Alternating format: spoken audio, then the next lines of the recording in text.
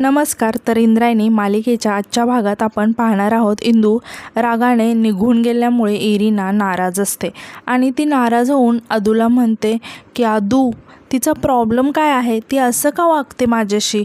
यावर अदू म्हणतो की काय माहीत, पण इंदू असं रागराग करणारी नाही आहे आणि तुमचा असा रागराग का करते काय माहिती. मग इरिना अदूला म्हणते की अदू, तू माझा मित्र आहेस ना. तर अदू आनंदाने म्हणतो की हो हो, आय एम युअर फ्रेंड. मग इरिना अदूला म्हणते की मग सांग ना तिला माझ्याशी बोलायला. अदू इरिनाला म्हणतो की सांगतो, मी इंदूला सांगतो, इंदू माझं ऐकते ना सगळं, तर तिला सांगतो मी. मग इरिना खुश होऊन म्हणते की थँक्यू अदू.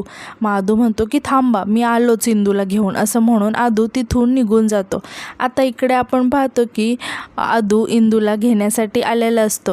अदू इंदूला आवाज देतो, मात्र इंदू काहीच ऐकत नाही. मग अदू इंदूजवळ येतो आणि म्हणतो की इंदू, अगं काय चाललं आहे तुझं, तू असं का वागतेस आणि तू पाहुण्यांशी असं का वागली, का नाही बोलत तू त्यांच्याशी. मग इंदू म्हणते की मला नाही बोलायचं त्यांच्याशी म्हणून. यावर अदू म्हणतो की हे चुकीचं आहे, तू मेन माणूस आहेस ना, तर मेन माणसानं असं पाहुण्यांशी वागायचं नसतं. यावर इंदू चिडून म्हणते की काय सारखं सारखं सांगतोस रे, पाहुणे पाहुणे, सगळी सरबराई चालू आहे ना घरामध्ये, अजून काय पाहिजे. इंदूला असं चिडलेलं बघून अदू घाबरून इंदूला म्हणतो की इंदू, तू असं का करतेस. मग इंदू म्हणते की नाही तर काय, तो गोप्या टोप्या तिच्या मागं करत असतो नुसता. आता तू पण तिच्या टीममध्ये गेलास की काय, आणि काल खेळताना तुम्ही तिलाच टीममध्ये घेतलं, मला विसरून गेला. तर अदू म्हणतो की अगं मुद्दाम नाही केला आम्ही. तर इंदू म्हणते की तरीही केलंच ना तुम्ही. यावर अदू इंदूला समजावत म्हणतो की इंदू, एवढा राग का येतोय तुला. तर इंदू अजून चिडते आणि म्हणतोय की हो येतो मला राग, तू जा इथून. मग अदू इंदूला समजवतो आणि म्हणतो की अगं इंदू. मग मात्र इंदू म्हणते की काय सारखं सारखं इंदू चालू आहे तुझं. तरीही अदू इंदूला समजवत असतो. मात्र मग इंदू म्हणते की जाऊ दे, मीच जाते इथून निघून. असं म्हणून ती रागाने तिथून निघून जाते. आता दुसरीकडे आपण पाहतो की व्यंकू महाराज टेन्शनमध्ये बसलेले असतात. तितक्यात तिथे गोपाळ येतो आणि तो व्यंकू महाराजांकडे बघून त्यांच्याशी काही न बोलता जायला लागतो. तितक्यात व्यंकू महाराज गोपाळला अडवत म्हणतात की गोपाळ थांब, आज सकाळी जे काही घडलं त्यावर मी काहीच बोलणार नाही. आणि ते गोपाळला म्हणतात की आज मला तुझ्याकडून एक वचन हवं आहे. काहीही होऊ देत, तुला कुणीही कितीही आमिष दाखवू देत किंवा तुझ्यावर कितीही मोठं संकट येऊ देत, यानंतर तुझी पावलं कधीही जुगाराच्या अड्ड्याकडे वळणार नाहीत. तुला यानंतर कितीही मोह झाला तरीही नाही. आणि एक लक्षात ठेव, परत जर तू जुगाराच्या अड्ड्याकडे गेलास आणि तर बघ, बाबांमध्ये आणि अंतादादांमध्ये जे झालं तेच आपल्या दोघांमध्ये होईल.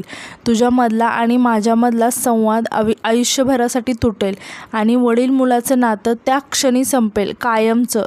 हे लक्षात ठेव. इथून पुढे ही चूक कधीच होता कामा नये. असं म्हणून महाराज तिथून निघून जातात. मग गोपाळ इकडे खूप टेन्शनमध्ये आलेला असतो. आता दुसरीकडे आपण पाहतो विठुरायाच्या मंदिरात इंदू खूप छान अभंग गात असते. तितक्यात तिथे इरिना येते आणि इंदूला असं गाताना बघून ती खूप खुश होऊन इंदूकडे बघतच राहते आणि मोबाईलमध्ये इंदूचं गाताना रेकॉर्ड करायला लागते. इंदूचं अजिबात लक्ष नसतं. ती गाण्यामध्ये इतकी मग्न असते की आजूबाजूला कोणी आहे याचं भान इंदूला नसतं.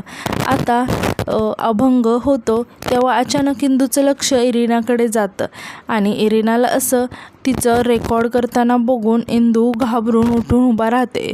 आता इंदूला असं बघून इरिना म्हणते की आय एम सॉरी, मला ॲक्च्युली हे असं नव्हतं करायचं, पण तुला असं गाताना बघून राहवलंच नाही मला, म्हणून मी केलं शूट. हे ऐकून इंदू तिथून जायला लागते. मग इरिना म्हणते की थांब, मी बोलते ना तुझ्याशी. मग इंदू म्हणते मला नाही बोलायचं आहे तुझ्याशी, जाऊ दे, मला खूप कामं आहेत. तर इरिना इंदूला चिडून म्हणते कसली कामं आहेत तुला. यावर इंदू इरिनाला म्हणते की ते करण्यापेक्षा मी घरी जाऊन कामं करते. हे ऐकून इरिनाला खूप वाईट वाटतं आणि ती म्हणते की तुझा प्रॉब्लेम काय आहे, तू काय नाही बोलत माझ्याशी. मात्र इंदू इकडे गयावया करत असते की मला जाऊ द्या. मात्र इरिना म्हणते की नाही आणि मी तुला असं जाऊ देणार नाही, मला तुझा प्रॉब्लेम सॉल्व करायचा आहे आणि सांग मला की काय झालं आहे.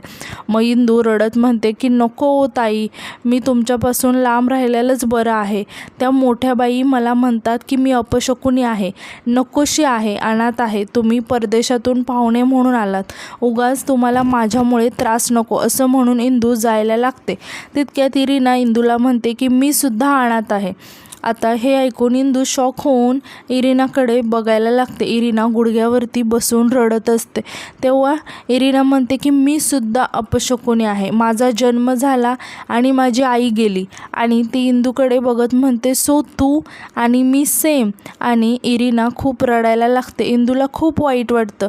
इंदू इरिनाजवळ येते आणि मग इरिना इंदूकडे बघून म्हणते माझा जन्म झाला आणि ती गेली, त्यामुळे तू आणि मी सेम. मग इंदू म्हणते की म्हणजे माझ्यासारखंच, पण तुमचे फादर तरी असतील ना. मग इरिना म्हणते की नाही, ते सुद्धा नाही आहेत. मी तुझ्या एवढी होती तेव्हाच माझे फादर गेले.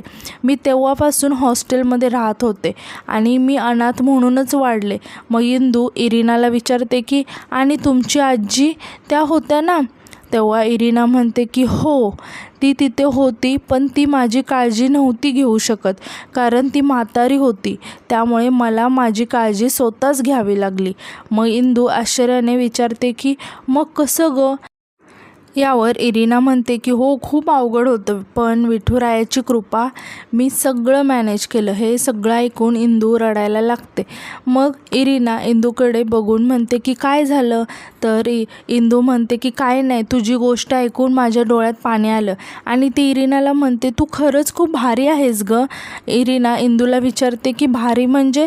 तर इंदू सांगते की म्हणजे पॉवरफुल, परक्या गावात पण जाते, ते पण एकटीच, तेही न घाबरता. काय खायचं काम आहे का, तू असं सगळीकडे जातेस का, म्हणजे ते घेऊन कॅमेरा शूटिंगसाठी. मग इरिना इंदूला म्हणते की हो येस, सगळीकडे जाते मी एकटीच. मग इंदू म्हणते की एक नारी सब पे भारी. तर इरिना म्हणते की भारी म्हणजे पॉवरफुल.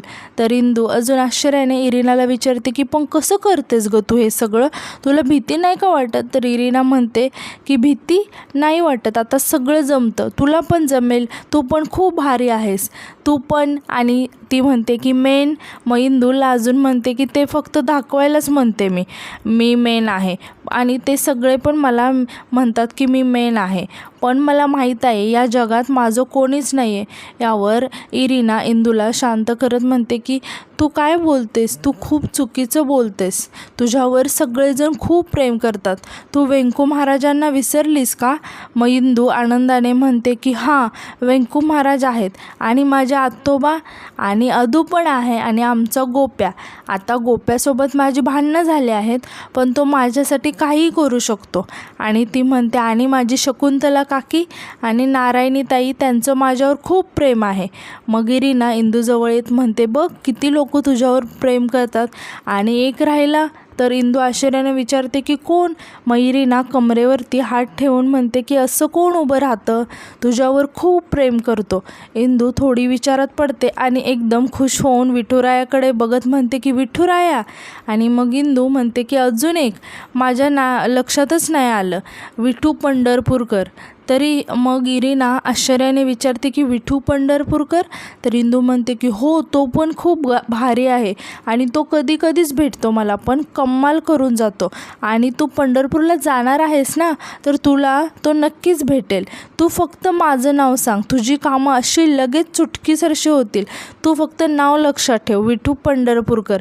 मग इरिना इंदूला म्हणते की आणि आजपासून तुझा अजून एक फ्रेंड झाला आहे. कोण आहे सांग. इंदू खूप खुश होते आणि हसत म्हणते की तू ना. आणि इरिनाला जाऊन मिठी मारते. आता यानंतर दुसऱ्या दिवशी आपण पाहतो की इरिना लॅपटॉपवरती काहीतरी करत असते. तितक्यात तिथे सुशीला इरिनेसाठी चहा घेऊन येते आणि म्हणते की एक्सक्यूज मी, ही स्पेशल टी आणि ही बिस्कुट तुमच्यासाठी. त्यावर इरिना म्हणते की थँक्यू, पण नो बिस्किट. यावर सुशीला इरिनाला सांगते की मोठ्या बाईंनी स्पेशल दिले तुमच्यासाठी. मग इरिना म्हणते की नाही नाही नको नको. मग सुशीला म्हणते नको का, बरं थँक्यू. आता तितक्यात इंद्रायणी आणि करिश्मा तिथे येतात. करिश्मा सुशीलाला म्हणते की मदर चहा दे ना. मग सुशीला आनंदाने म्हणते की हो हो देते हां, बस तिथे. इंदू एका ठिकाणी खाली बसलेली असते. तर इरिना इंदूकडे बघून इंदूला म्हणते की गुड मॉर्निंग इंदू. मग इरिना इंदूला म्हणते की तू तिथे का बसलेस, तिथे ये ना खुर्चीवर. इंदू घाबरून सुशीलाकडे बघायला लागते. मग इरिना अजून एकदा इंदूला म्हणते की ये ना. इंदू इरिनापाशी जाण्यासाठी उभी राहते. तितक्या सुशीला इंदूला ओरडून म्हणते की ए तिथेच खाली बस. आणि इरिनाला म्हणते की नो टेबल, खालीच बसू द्या तिला. मग इरिना करिश्माकडे बघायला लागते. करिश्मा एका खुर्चीवरती बसलेली असते.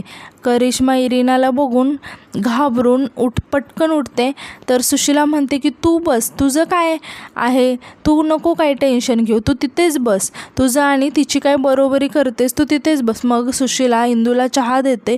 इंदू चहाकडे बघून नाराज होते आणि म्हणते की अगं आत्या एवढाच चहा दिलास, थोडा तरी जास्त दे ना. मग सुशीला इंदूला म्हणते की अगं जास्त दिला तर टाईम लागेल ना प्यायला, मग कोण करणार कामं घरातली, खूप कामं पडले, जा त्या टेबलावरती कप पडले ते घेऊन ये. मग इंदू तिथून कप आणण्यासाठी निघून जाते. आता हे सगळं बघून इरिनाला खूप राग येत असतो. मग सुशीला करिश्माजवळ जाते आणि तिला बिस्किट देत म्हणते की करिश्मा हे घे बिस्किट आणि बाहेर जाऊन खा, तिची नजर चांगली नाही आहे म्हणून तिच्यासमोर नाही दिलं, लवकर बाहेर जा आणि खाऊन घे. हे सगळं बघून इरिनाला काहीच कळत नाही. इरिना खूप टेन्शनमध्ये येते आणि आजचा भाग इथेच संपतो.